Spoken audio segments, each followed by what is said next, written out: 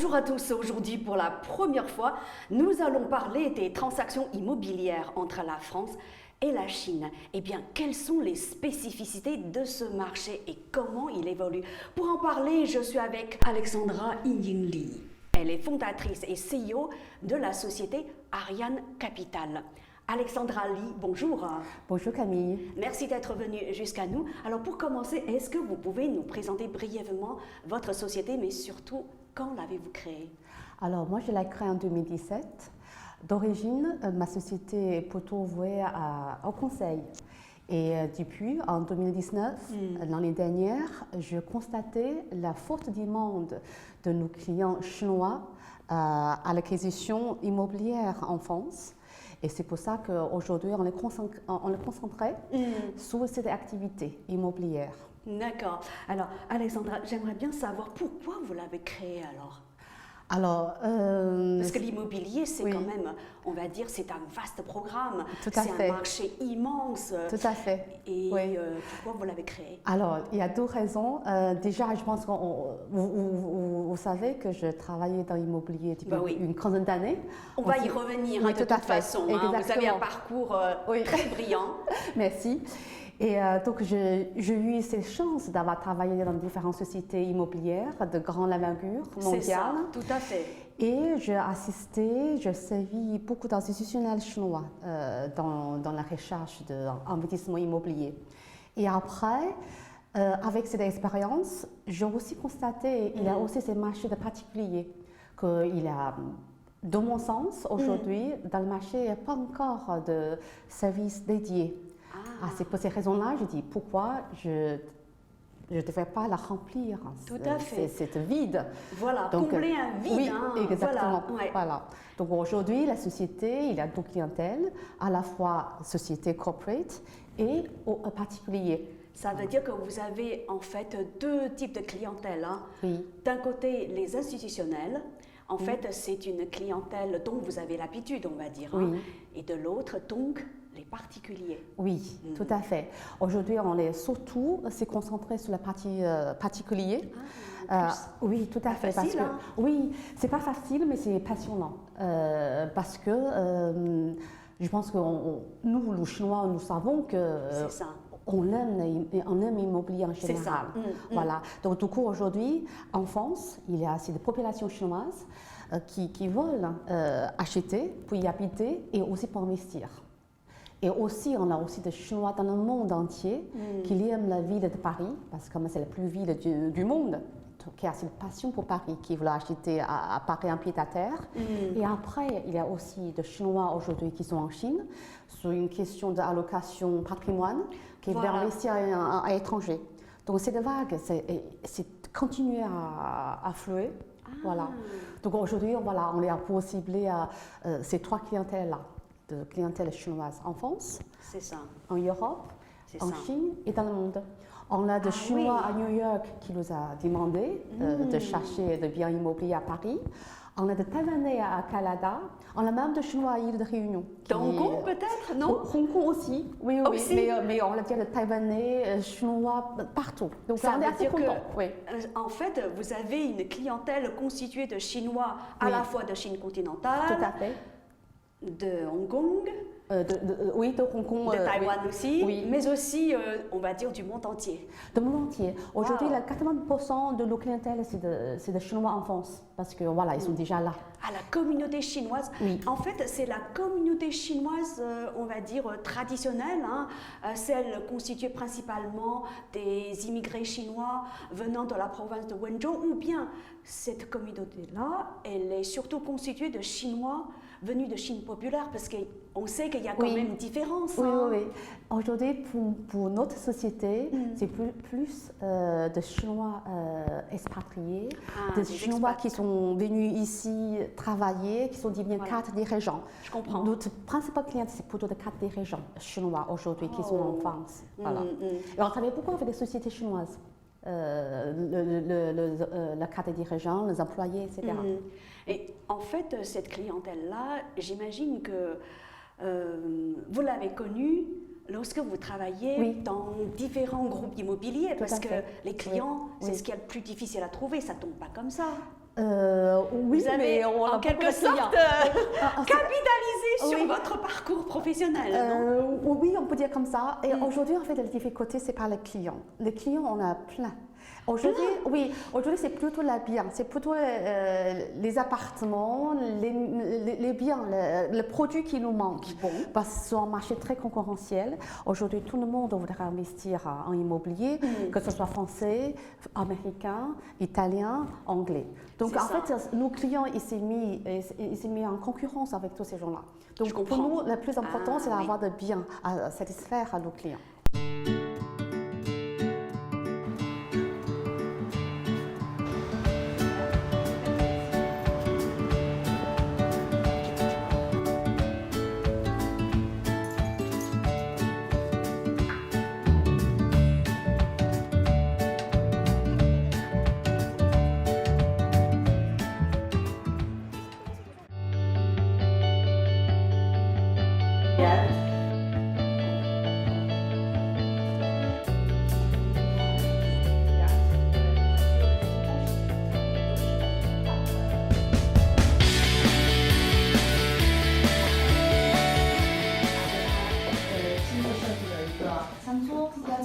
但是我们刚刚讲的非常有名的贵亨诺瓦这条大街，这条街呢非常长，它在下面一点有咱们非常有名的巴尔扎克的故居，所以说是在一个非常 exclusive 的一个 neighborhood。J'ai bien compris, hein, c'est la qualité des biens immobiliers, hein, et c'est pas les clients qui manquent.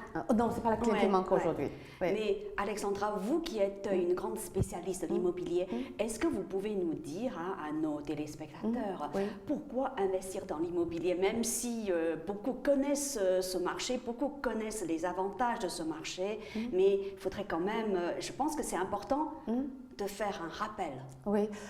Pourquoi investir dans le marché immobilier? Dans l'immobilier Oui, c'est tout simple. Première chose, immobilier, c'est toujours une valeur sûre. Et que le marché parisien, c'est quand même un marché très stable, qui est en évolution positive, avec l'Olympique en 2024, avec le projet de Grand Paris. Tout ça, c'est de bons fondamentaux.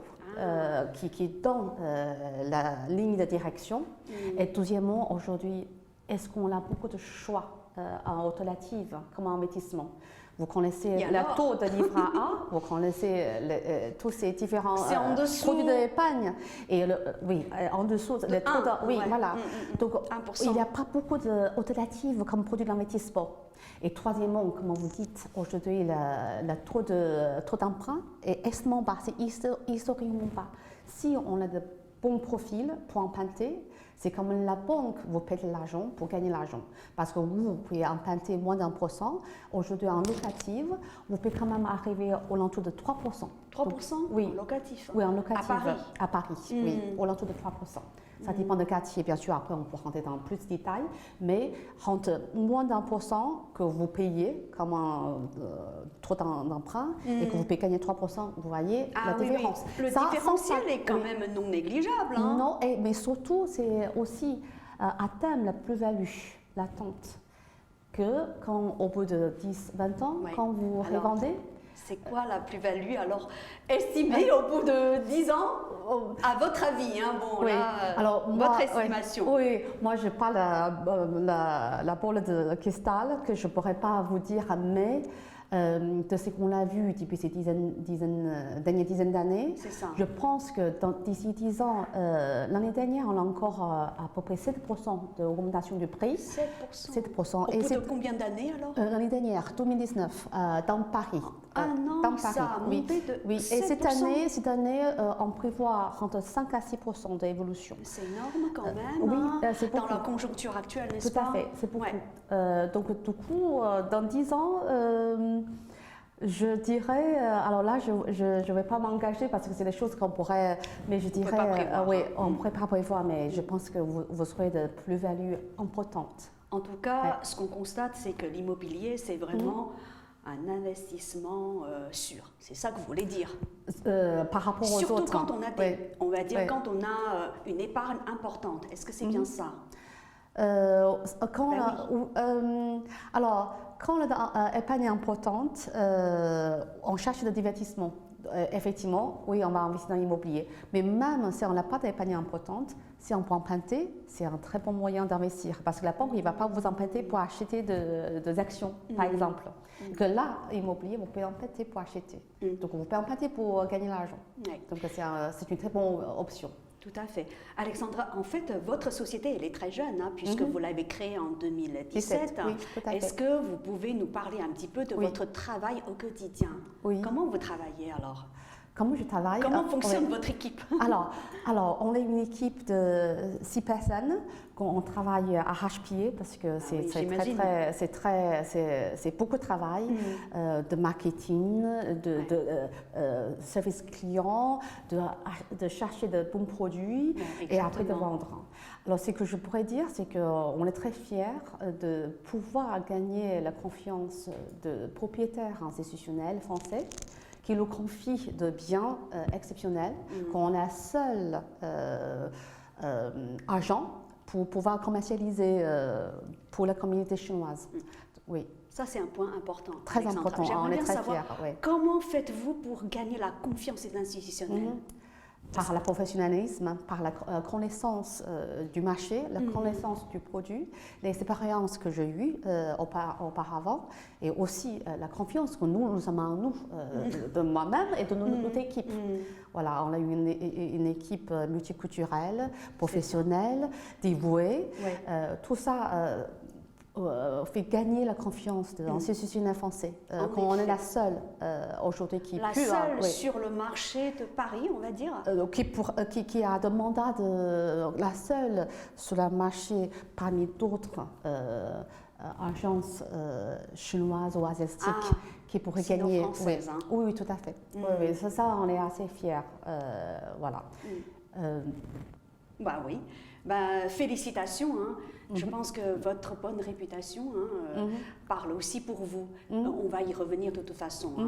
Alors, moi, j'aimerais bien que vous nous évoquiez aussi la différence fondamentale entre l'investissement dans l'immobilier français et celui dans l'immobilier chinois. Alors, je vais vous donner, en fait, je vais être plus précise. On dit qu'en Chine, quand on achète un bien immobilier, eh bien, le bien, il vous appartient pendant 70 ans. Au bout de 70 ans, ça ne vous appartient plus. Alors qu'en France, si vous êtes propriétaire d'un bien immobilier, vous l'êtes à vie. Est-ce que vous pouvez nous apporter un éclaircissement? Ça, c'est vraiment sous la loi parce qu'effectivement, la France, ça, c'est l'avantage d'avoir cette propriété perpétuelle. Ça devient de Napoléon, de la cour de Napoléon, depuis Napoléon, que voilà, quand on achète une propriété, on est propriétaire à vie. Voilà. Alors, par rapport en Chine ou même en Angleterre, oui, en Angleterre, c'est pareil. Ça dépend de biens. Surtout à Londres, vous n'avez pas forcément de biens à vie. Vous avez souvent acheté, plutôt c'est une bail, ça va rester 60 ans, 70 ans, 90 ans. Oui. Ça, c'est important. Donc ça, oui, effectivement, c'est très important. Et c'est peut-être pour ça que beaucoup de Chinois de Chine continentale cherchent un bien immobilier en France. Est-ce que c'est l'une des raisons alors? Non, vous ne pensez pas? Ça, je ne pense pas que ce soit la raison première. Parce que je pense que dans la plupart des cas, dans la plupart des pays, on a cette propriété à vie. Ce n'est pas que spécifique à la France. Effectivement, il y a des pays comme la Chine, comme l'Angleterre, mais non, moi, après, c'est plutôt la qualité du marché que je pense que c'est important. Oui, que c'est un marché sûr. Parce que quand on parle d'investissement, on parle toujours de risques. Donc, il y a toujours ces risques, il ne faut pas les négliger. Donc, il faut toujours bien choisir où on investit. Et dans l'immobilier, la règle numéro 1, ou la règle numéro 2, ou la règle numéro 3, ça revient toujours la même règle, c'est l'emplacement. Alexandra, quand je vous écoute, je me dis que dans votre travail, là, il y a une partie qui est composée de conseils, on va dire. Hein. Et comment vous conseillez justement? Vous pouvez donner quelques conseils à ceux qui veulent acheter à Paris? Oui. Alors, aujourd'hui... Comment choisir un bien immobilier? Par exemple, un Chinois arrive, il ne connaît rien au marché français, or il est attiré par ce marché.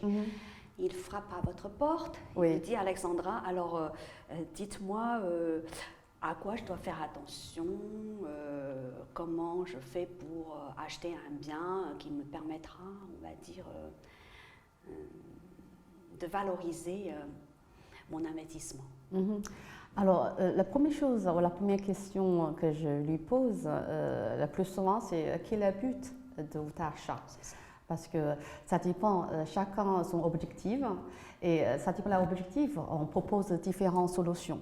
Voilà. Donc, pour un client qui va acheter pour y habiter, on propose différentes choses. Et pour des clients qui sont purement investisseurs locatifs, on propose une autre. Mais ce que je tiens attention à tout le monde, c'est qu'aujourd'hui, il faut vraiment faire attention, que, comme je dis dès le début, c'est un marché concurrentiel. Comment on peut arriver à acheter des biens qui vous plaît? Ça, c'est plutôt une difficulté à réfléchir à l'avance. Donc, ce que je conseille à mes clients, c'est tout d'abord, avant même de commencer la recherche, c'est de se renseigner sous l'emprunt. Parce que souvent, si on voudrait faire investissement, on voudrait toujours avoir l'effet de levier. C'est ça. Voilà. Et où on va acheter pour y habiter, quand on fait une offre, hein, si vous avez clause suspensive dans votre offre, vous avez peu de chances pour gagner cet appartement. Parce qu'aujourd'hui, un bel appartement avec un prix cohérent, on a souvent tout de suite, dès le premier jour, on a l'offre au prix. Imaginez que vous, avec 2 ou 3 autres personnes qui veulent acheter, qui veulent faire de l'offre au prix, donc après, on va regarder la qualité de l'offre. Ça veut dire que sur la même offre qualitative, on peut avoir plusieurs clients. Hein. On peut avoir, pour un seul bien, on peut avoir plusieurs clients. Donc, alors, la première chose, voilà, c'est de se renseigner, est-ce que je peux emprunter, combien je peux emprunter, est-ce que la possibilité de pouvoir emprunter, assez sûre. Donc, du coup, on enlève cette clause suspensive dans notre offre. D'accord. La deuxième, ce que je conseille, la plus souvent, c'est vraiment utiliser notre service de mandat de recherche. Mandat de recherche. Tout à fait. Parce qu'aujourd'hui, pour chercher un appartement, c'est beaucoup de temps, beaucoup d'énergie. En moyenne? Alors, ça dépend combien de temps vous pouvez vous consacrer à la recherche. Parce que nous, en tant que professionnels, on a des plateformes, on a des logiciels qui couvrent tout. Vous avez une base de données. Oui, tout avec toutes les offres du marché. Même avec c'est-à-dire en France, en Europe Non, sur l'Île-de-France. Sur l'Île-de-France. Oui, vous êtes spécialisé en fait dans la recherche d'appartements en Île-de-France. C'est pas qu'on est spécialisé aujourd'hui, on est concentré sur l'Île-de-France parce que les clients chinois aujourd'hui, le premier choix c'est Île-de-France. Après bien sûr on va travailler sur d'autres grandes villes, Cannes, Bordeaux, Lyon, etc. Nice aussi. Oui, tout à fait. Mais aujourd'hui nous on se concentre sur l'Île-de-France. Voilà. Donc du coup on était en train de parler la recherche. La recherche, voilà. Tout à fait. Mandat de recherche. Donc, rechercher un appartement, c'est beaucoup de temps, beaucoup d'énergie et beaucoup de techniques, comme on l'a parlé tout à l'heure. Comment faire une belle offre pour réussir de sortir de l'eau, avoir cet appartement. Donc, la première chose, c'est recherche. Donc, on conseille nos clients sur toutes les recherches Internet et aussi par toutes les relations. Donc, on propose ces services depuis septembre dernier. On a déjà signé plusieurs mandats de recherche. Plusieurs. Hein. Oui, et nous sommes assez fiers parce qu'on a, parmi ces plusieurs clients qui ont signé le mandat de recherche, on a déjà signé une promesse de vente avec une de nos clientes. Ça éprouve l'efficacité de nos services. Tout à fait. Et ça aussi, ça éprouve que le changement de l'attitude de nos clients. Parce que alors, le Chinois soit... Quel est ce changement? Oui, dans le passé, nos clientèles chinoises ont une réputation d'être rétives. Après des conseils, on prend des conseils, etc. C'est ça. Et pour eux, c'était pas un travail, n'est-ce pas? Oui, c'est pas un travail. C'est difficile à quantifier, à évaluer, etc. Surtout, ouais. Et aujourd'hui, on voit c'est des changements, c'est que les Chinois ils sont prêts à payer pour avoir de bons conseils et de bons services pour pouvoir trouver la solution. Est-ce que vous avez Oui. une explication par rapport à ce changement d'attitude? Je pense que déjà la première chose qu'ils réalisent la difficulté, de ne pas prier, de faire tout seul. Souvent on prie peu, on gagne grand en fait. La service c'est ça. Le bon service c'est qu'on prie, on prie peu, c'est qu'on gagne, c'est paye au beaucoup bon plus. prix, hein, Ah oui, voilà. mais par Faut rapport à ce gagner que vous beaucoup gagnez, plus. c'est beaucoup. Donc je pense qu'aujourd'hui ils sont de plus en plus conscients. Ouais. De ça. Et après, c'est bien sûr, voilà, je ne vais pas faire la publicité, je pense que nous, services professionnels, efficaces, c'est la montée, le bon exemple, qu'il nous fait confiance. Encore une fois, c'est encore une question de confiance. Voilà. Donc, on va continuer à promouvoir ces services et on pense aussi de faire des choses pour créatives, hein, c'est-à-dire des achats coupés, parce que souvent, on voit que nos clients, ils ont à peu près toujours la même recherche. C'est-à-dire, on a à peu près le même budget, entre 300 000 à 500 000. On voudrait acheter un appartement de locatif, donc pas trop grand, etc. Donc, on pourrait couper. Du coup, ça peut diminuer un peu le coût. Donc, ça aussi, on réfléchit. Aujourd'hui, on voudrait vraiment créer une image de marque chinoise, la nouvelle vague de marque chinoise, que nous, on vraiment porte attention particulière à la qualité, à design et à innovation et service. Innovation, Oui. quel rapport entre innovation et immobilier? Alors aujourd'hui, immobilier, on parle souvent de PropTech. Dans mon projet à l'avenir Vous pouvez aussi, répéter le terme? PropTech, Property Technology. On l'a raccourci expliquez-nous. PropTech. Là, ça va parler dans mon projet futur.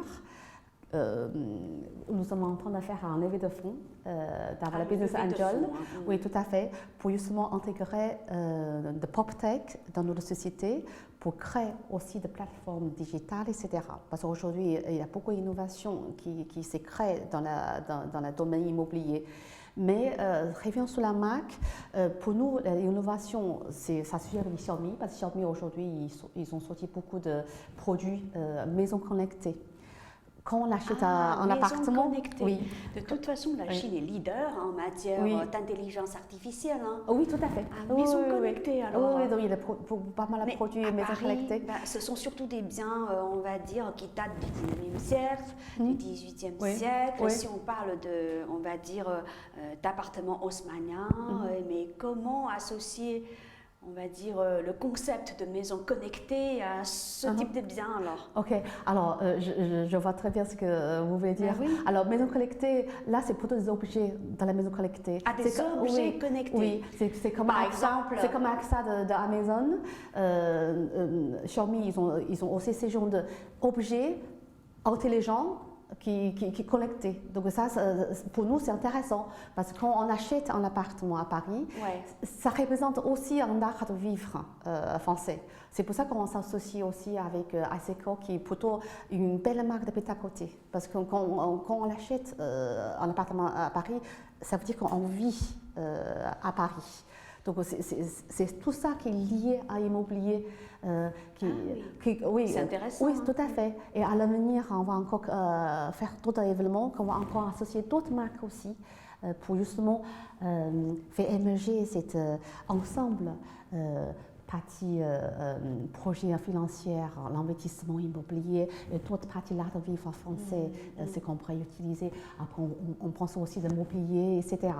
Vous avez beaucoup de projets. Est-ce que vous pourriez nous détailler les projets en cours? Alors, la prochaine cours, Oui. alors, tout d'abord, pour pouvoir proposer à nos clients. En fait, si j'ai bien compris, Alexandra, vous cherchez des biens à la fois chez les particuliers et chez les institutionnels pour pouvoir les vendre à une clientèle, on va dire, de particuliers surtout. Tout à fait. Essentiellement chinoise. Oui, tout à fait. Je pense que j'aurais, dès le début, expliqué ce qu'on vend, ce qu'on commercialise. Oui, c'est ça. Qu'est-ce que vous vendez? Alors, on commercialise de programmes neufs, de grands promoteurs. Programme neuf. Oui, parce que les Chinois ont l'habitude d'acheter quelque chose qu'ils n'ont pas besoin de faire de travaux. Ah, voilà. D'accord. En plus, sur le financement, on n'a pas besoin tout de suite de payer 500 000 euros, 1 million. C'est au fur et à mesure, on prie au fur et à mesure de progrès. Acheter sur plan, on va dire, en plan. cours de construction. Hein. Tout à fait. Ah oui, oui, c'est oui, ça. oui, en Ils préfèrent ça? C'est pas qu'ils préfèrent ça. C'est qu'encore une fois, ils préfèrent ça. Aussi, il y a plus de choix. Il y a plus de choix. Voilà. Donc, en plus, il y a plus de potentiel. Parce qu'il y a beaucoup de programmes dans le Grand Paris, surtout avec la ligne, l'overlanding, tout ça. Donc, il y a plus de choix, plus de potentiel. Tout ça, on va guider, parce que comme un Grand Paris, il y a beaucoup de différentes régions. On va les guider, de les proposer quelle région on pense qu'il y a plus de potentiel, quel programme il est bien. Voilà, donc on va les guider. Donc ça, on commercialise beaucoup de programmes neufs, de grands promoteurs français. Et après, on commercialise, comme on l'a parlé tout à l'heure, d'appartements, de biens anciens, de propriétaires institutionnels. Parce que souvent, les groupes d'assurance institutionnels, eux, ils détiennent d'énormes parcs résidentiels et qu'ils vendent au fur et à mesure, au fil d'eau en termes immobiliers. Donc là, on est la seule agent chinois pour pouvoir commercialiser. Voilà. Et donc, c'est pour ça que dans le projet de développement, première chose, on va encore aller voir ces gens de propriétaires institutionnels pour pouvoir commercialiser plus d'appartements anciens. Deuxièmement, on va commencer à étudier aussi des promoteurs plus petits, parce que nous, on est indépendants, on veut vraiment choisir le meilleur programme pour pouvoir proposer à nos clients. Donc déjà, aujourd'hui, on travaille avec tous les grands promoteurs. Et demain, on va commencer à étudier, peut-être il y a d'autres promoteurs, peut-être plus petits, mais des fois, ils sortent des programmes très intéressants. Ça, c'est la deuxième chose qu'on pense on va continuer à pouvoir proposer. La troisième chose, c'est toujours recruter et former notre équipe. Pour pouvoir proposer des services professionnels, on a besoin d'une équipe. Suivre la tendance, l'évolution du marché. Oui, pour recruter, former, parce qu'aujourd'hui, il n'y a pas beaucoup de monde chinois qui ont déjà des expériences, etc. Donc, on va les former pour pouvoir proposer vraiment des services Comment vous les formez? C'est vous qui les formez, on va dire, vos collaborateurs? Oui. Alors, il y a moi, il y a aussi des intervenants externes. Pas que moi. Moi, je peux former une partie, mais on a de formations de vente, on a de formations juridiques, on a de formations de différents produits, etc. Tout à fait, il n'y a pas que moi. Parce que moi, je sais que vous êtes une grande professionnelle de l'immobilier. Merci. Dans ce cas-là, est-ce que vous pouvez revenir sur votre parcours? Sur mon parcours. Alors, moi, j'ai un parcours plutôt atypique, très riche d'expériences. Alors, je suis venue en France pour faire mes études. Et, dans quel domaine d'abord? Alors, comme beaucoup de Chinois, dans le domaine de business. Business, oui. Dans la business administration, à l'université américaine, mais à Paris. D'accord. Voilà. Et après, je commençais à travailler. Au début, j'ai passé un cours à durée dans le développement de vente, dans le cosmétique. Pas encore dans l'immobilier, hein? Pas tout de suite, mais au moins de 1 ou 2 ans, j'ai commencé à rentrer dans l'immobilier. C'est pour ça. Et pourquoi ce choix alors, justement? Je pense que j'aime la pierre depuis toujours. Et après, c'est aussi l'occasion. À cette époque-là, c'est le family office américain qui a besoin quelqu'un pour faire des analyses, pour chercher des produits, etc. Donc, je commençais en Californie, après à Londres, après à Paris. Donc, je travaillais dans l'analyse, après je travaillais aussi dans la vente, et après je faisais aussi des gestions. Et après, vous connaissez, après je travaillais chez GLL, après j'ai encore évolué dans la finance, dans les fonds d'investissement, etc. Donc, j'ai un parcours un peu atypique, mais je trouve que c'est très riche en beaucoup d'expériences qui fait qu'aujourd'hui, j'ai une vision un peu différente qu'une agence classique qu'on fait que immobilier. C'est pour ça qu'aujourd'hui, je vais faire de l'immobilier, je veux faire de marque, je vais faire de marketing, etc. pour ensemble créer une plateforme la plus professionnelle, la plus complète, dédiée à la clientèle chinoise pour l'investissement immobilier en Europe.